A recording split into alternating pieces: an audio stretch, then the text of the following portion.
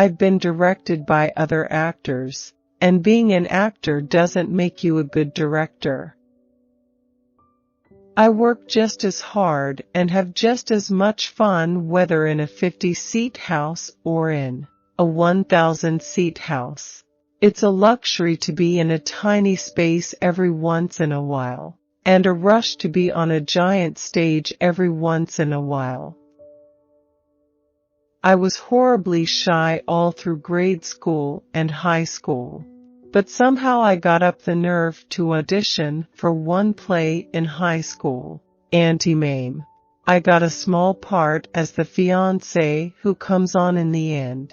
I got laughs. I wasn't shy at all doing the part. I can do anything on stage and write it off as a character. I don't know if ISU helped me become what I am, but I know that if I hadn't gone there, I wouldn't be what I am today. I'm happy whenever I'm in a rehearsal room. I've always gotten all my energy and creativity in there. I've loved every minute of every hour I've spent doing theater. I like to play a wide range of characters. The more they're unlike me, the better I like it. I almost never give interviews. It's not because I want to play hard to get. It's just that I never seem to have anything interesting to say. I was an office secretary for a long time. A good secretary. Theater opened up a whole new world for me. It was a freedom I'd never known before. When I go to see something I'm in, or my friends are in, it's like a home movie. When I just go to the movies and don't know anyone in it, then it's a real movie. I was too practical to major in theater. Acting, what was I going to do with acting? There was no future in it. Every part one get, I just think I'm so lucky. They're so hard to get, you know. You know, if a TV show dropped into my lap out of the blue, I would have a hard time turning it down because there just isn't the money in theater that there is on TV.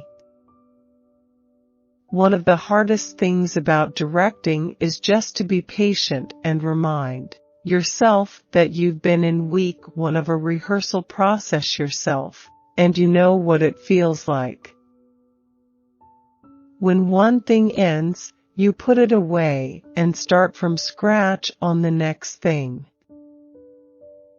Really, I'll go anywhere at any time to continue working in theater. It's a passion that I'm thankful I still have.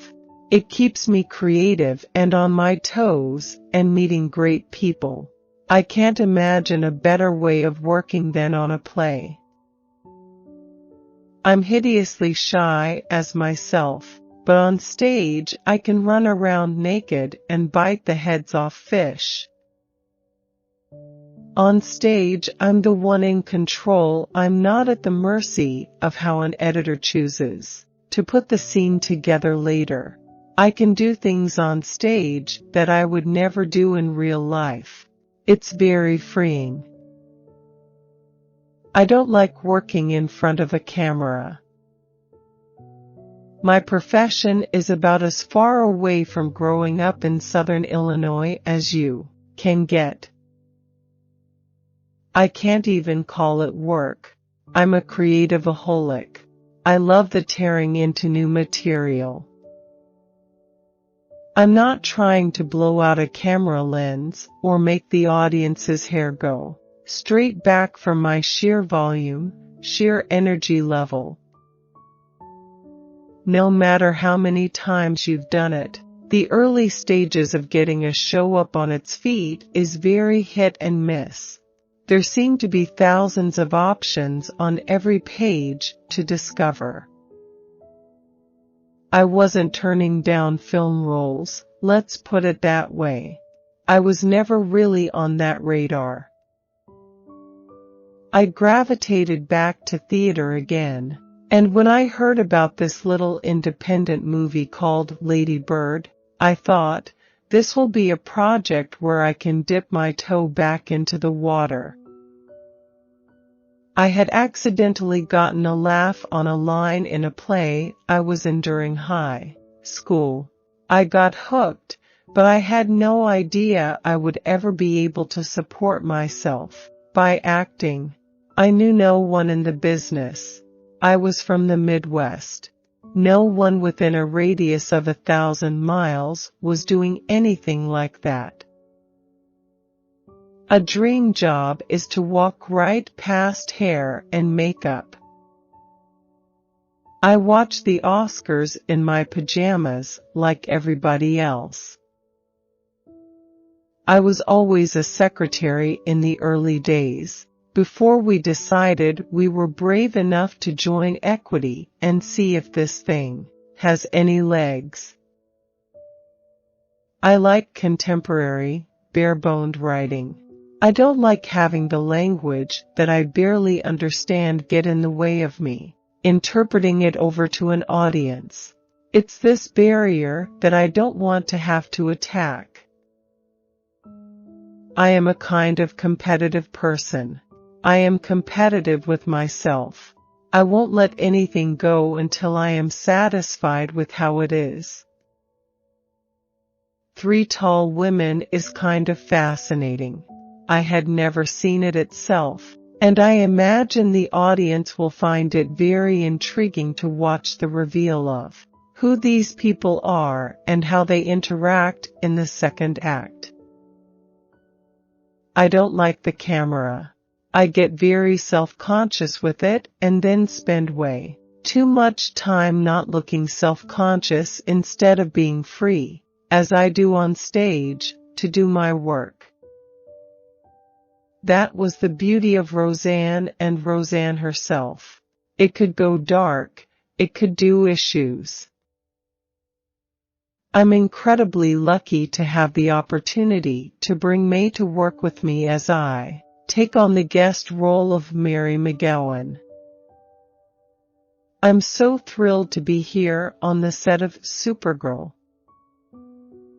I watch episodes of Roseanne now where I don't even know what the ending's going to be. I used to drive myself crazy by thinking, 3 days later, ugh, why didn't I play it like that? Ugh, now that line makes sense to me. I like to let the work speak rather than to have to talk about it. I want to be thinking as quickly as I need to as soon as I hit the stage. I want to have a vocal warm-up. I tend to root for characters who have a lot of negative qualities, but what's driving them forward is their passion. They're on a mission, and maybe their approach is misguided, but you can't fault them for giving 150%. When I get a beautifully written piece of material, I immediately start imagining how I would interpret it. I love just daydreaming about it for months, breaking it down, seeing where I can spin something, how I can turn this into the most fun ride for the audience that I can make it. That's my job.